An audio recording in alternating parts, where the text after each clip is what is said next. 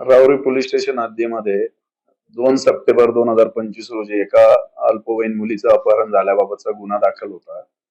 काल दिनांक 5 जानेवारी 2026 रोजी सदर मुलीचा शोध घेऊन तिचा आपण जबाब नोंदवून ती सदर अवधीमध्ये एका दूरच्या नातेवाईकाकडे घरी वाद झाल्यामुळे निघून गेलेली होती असे सांगितल्याने तिचा तसा जबाब नोंदवलेला आहे.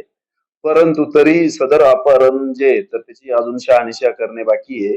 निश्चितच मुलगी जरी म्हणत असली की पालकांच्या सोबत झालेल्या वादातून तिचं अपहरण म्हणजे ती निघून गेलेली होती.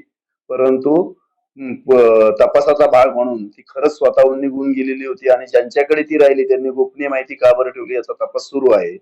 तसेच सदर मुलीचा शोध घेत असताना राहुरी पोलीस स्टेशन कडून मागील 2 वर्षामध्ये 9 वर्षात जे अपहरण झालेल्या एकूण 100 मुलींचा शोध घेण्यात आलेला आहे आणि ही मुलगी 100वी मुलगी जिचा आम्ही शोध घेतलेला आहे.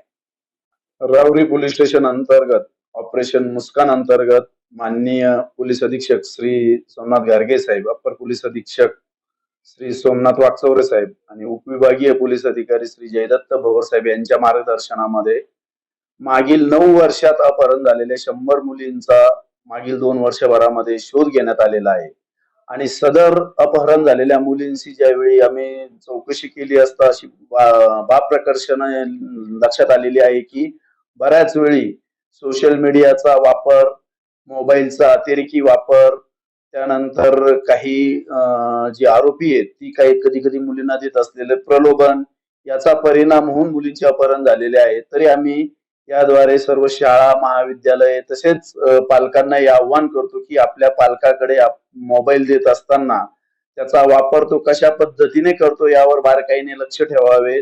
आजकाल सोशल मीडिया जो आहे त्याच्यामध्ये क्लॅन्डेस्टाईन मॅनर मध्ये छुप्या पद्धतीने मुली एकमेकांशी जो काही संपर्क साधतात, हिचं जे काही ट्रेंड वाढत आहेत तर हे निश्चित धोकादायक असून काही राष्ट्रांमध्ये उदाहरणार्थ ऑस्ट्रेलियामध्ये मागच्या महिनाभरातच सोशल मीडियाच्या वापरावर लहान मुलांना बंदी घालण्यात आलेली आहे. आपल्याकडे जरी बंदी नसली तरी परंतु सजगपणे त्याच्यावर मुलं वापरत असलेले सोशल मीडियावर लक्ष ठेवावे जेणेकरून अशा अपहरणाच्या घटना घडणार नाही.